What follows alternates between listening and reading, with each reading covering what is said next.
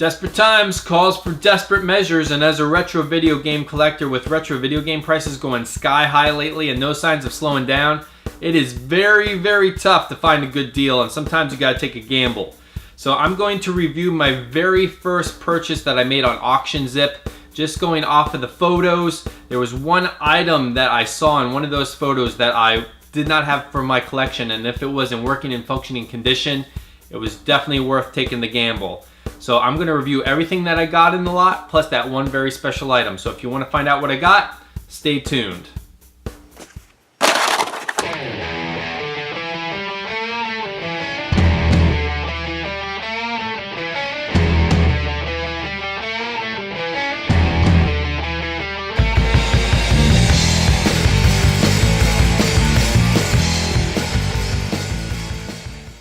Hey guys, Brendan here, aka Mr. Weaverface, and today I'm here to share my very unorthodox video game pickup.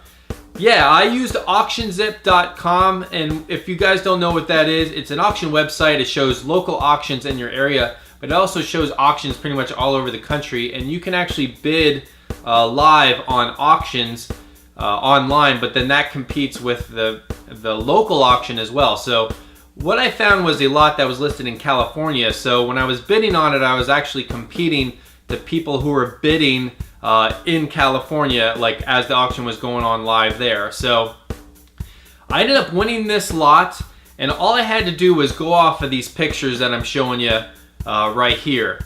Now, when I first made the bid, I kind of second-guessed myself because I did not want that shopping cart from Walmart, and I did not want to pay for shipping for a shopping cart from Walmart being shipped from all the way from California all the way to Pennsylvania. I did not want that. So I actually canceled my bid, and I quickly messaged the auctioneer and I said, hey, does this lot actually include the shopping cart? And fortunately, before the bidding started, the auctioneer got back to me and said, no, it does not include the shopping cart. Whew. So I was good to go. And actually that helped me out because I bid a little bit more than my initial bid. And that actually helped me get the lot. If I would not have bid that second time, I would not have won the lot because I bid a higher amount. So fortunately, I was able to pay by PayPal. I got everything. I bid 110 bucks, that was the winning bid, but there was a $20% premium, buyer premium, that brought it up to 132. And just with the sheer volume of the stuff in that shopping cart, I was not able to find the shipping charges, what the estimated shipping charges were before, because obviously, as I said, this was like a last minute purchase that I made. But the amount of stuff weighed up to 41 pounds, so they had to actually ship it in 2 boxes, and the shipping was like close to 75 bucks. So I got screwed over on the shipping, so I paid a little over $200 for everything, but I'm gonna show you all the stuff, and I think I got a deal. So let's start looking at all the stuff. So from looking at those pictures that were posted from AuctionZip, you're probably thinking, man, this guy loved Guitar Hero. I mean, there were 6 guitar controllers in there. 4 of the very common ones. The 2 in the bottom of this picture, I may be able to get a little bit more for, but that really wasn't the main point of getting the lot, but it came with it. The other thing that added a little bit of weight to the lot were all these controllers and accessories. There were like 10 plus controllers in there, random stuff. Most of them were PlayStation. Some with the Rumble controller, a Nintendo controller in there, an Xbox controller, just some random stuff together, and a bunch of PlayStation 2 audio video cables and some PlayStation 2 slim power cables in there, and with some memory cards too. So it was pretty much a mishmash of accessories. There was also a PlayStation 2 and a Sega Genesis in there, Model 1. You guys know what those look like. So those weren't the main points as well, but again, that added a lot to the weight of the lot. From those pictures, I could see some Sega Genesis games, some Sega CD games, and some Game Boy games. I really couldn't tell much of what all the titles were. Here are a listing of all the Game Boy and Game Boy Color and Game Boy Advance games. The main one from all of those was Sigma Star. That's probably one that's worth the most out of all of those. So, you know, nothing too special with that. Again, a couple of the Sega Genesis games that weren't too special. Sonic 1 and 2. The 2 has a bunch of scribbling on it, so nothing too great. Fantasia, again, nothing special. Now we'll get to some goody stuff. Shinobi 3 was a pretty good find in there. Also, some random Nintendo 64 games in there, both Star Wars games, Star Wars Episode 1 Racer and Star Wars Shadow of the Empire. Very cool. Now, found this in there, Sorcerer's Kingdom, and I open it up, and look what's in there. Splatterhouse 3, pretty rare game for Sega Genesis. My last research shows it goes for at least 30-40 bucks, just the cart only, so that was a pleasant surprise. And I'll probably try to buy Sorcerer's Kingdom by itself to hopefully get the manual and the cartridge to make it complete. But very cool. When I first opened this up and saw Splatterhouse 3 in there, I was legitimately amazed. I did do an unboxing video, but it didn't turn out so well. I may still post it, just if you wanted to check that out. I was trying to cut the boxes while I was filming. It didn't go too well. Another game there. Plastic cover is kind of beat up, but it does have the... it's pretty much complete from Spectrum Holobyte, Soldiers of Fortune, and has the manual and the game in there. So that was cool to find in there too. Now, I don't have pretty much any Sega CD games. If you saw a few videos back, I have like one Sega CD game called Flink, and I picked that up in a local lot, getting a Sega CD. But a couple games in there. Bram Stoker's Dracula in a generic case. Arcade Collection. Sega. This is like a combination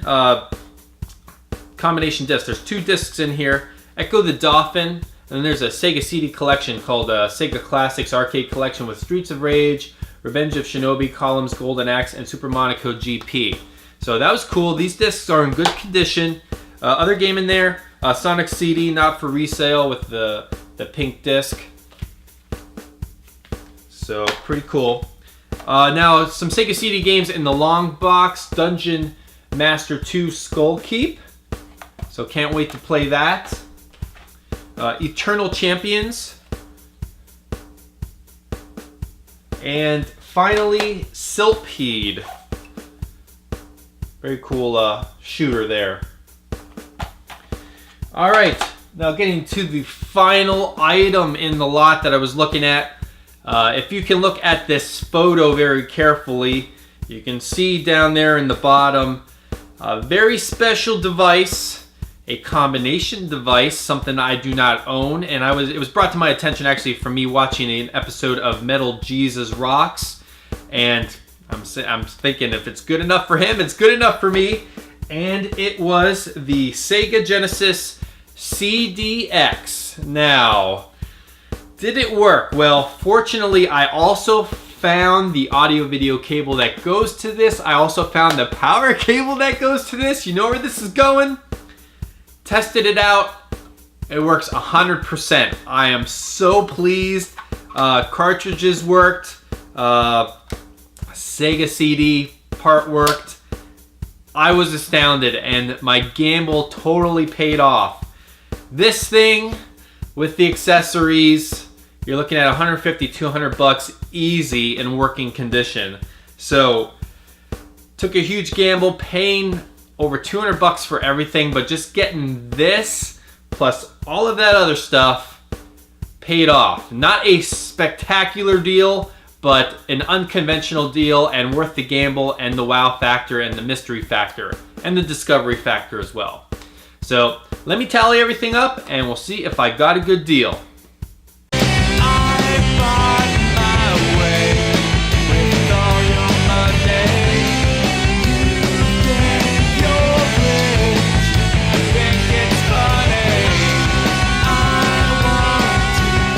Yes, I got a good deal. I would have even gotten an even better deal if I didn't have to spend $70+ to ship all that stuff, but It's better than me going to California and pushing a Walmart shopping cart full of accessories and video games from there to Pennsylvania by myself. So thank you, Auction House, and thank you, FedEx, for shipping all those wonderful items to my humble abode.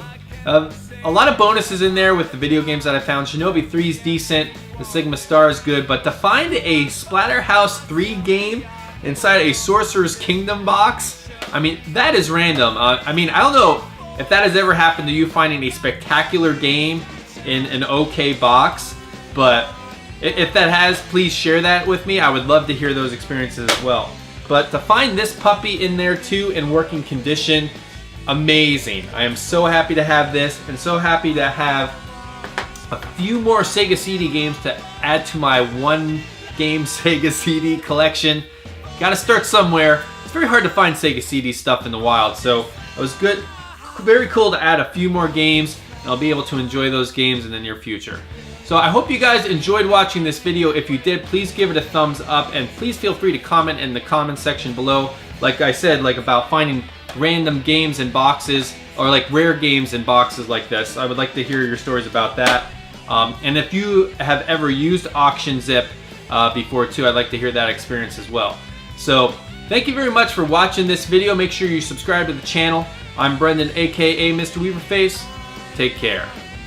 And a lot of Commodore 64 stuff with games. So I can't wait to go through this stuff and show you guys what I got. So It's a pretty cool game. awesome! You guys all know I'm excited. Let's go check it out. Kid as well, so All right, guys, here is the lot of stuff that I picked up, all for 30 clan.